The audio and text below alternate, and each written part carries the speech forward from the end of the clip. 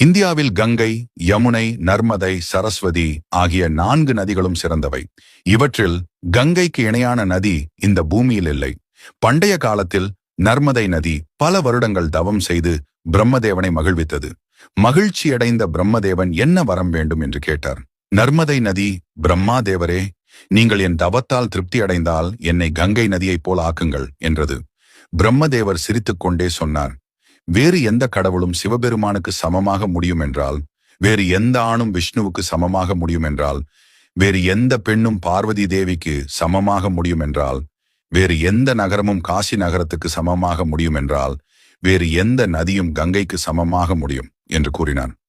பிரம்மாவின் பேச்சை கேட்ட பிறகு நர்மதா தனது வரத்தை துறந்து காசிக்கு சென்று பில்பில தீர்த்தத்தில் சிவலிங்கத்தை நிறுவி தவம் செய்யத் தொடங்கினாள். சிவபெருமான் அவரை பார்த்து மிகவும் மகிழ்ச்சி அடைந்து ஒரு வரம் கேட்கச் சொன்னார். அதற்கு நர்மதை, இறைவா, ஒரு அற்ப வரம் கேட்பதால் என்ன பயன்?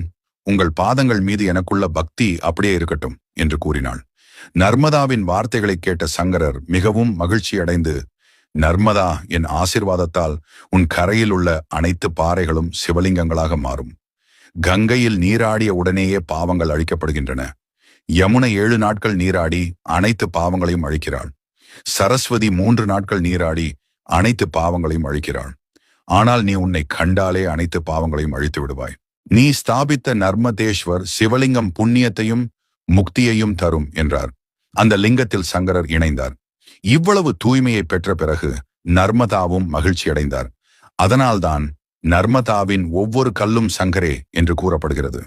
புராணங்களின்படி மகா கங்கை தனது அனைத்து பாவங்களில் இருந்தும் தன்னை தூய்மைப்படுத்திக் கொள்ள ஒரு வருடத்திற்கு ஒரு முறை ஒரு கருப்பு பசுவின் வேடத்தில் நர்மதைக்கு சென்று தன்னை தூய்மைப்படுத்திக் கொள்கிறாள். இன்றளவும் நர்மதை நதியில் காணப்படும் அனைத்து கற்களும் லிங்க வடிவத்தில் இருக்கின்றன.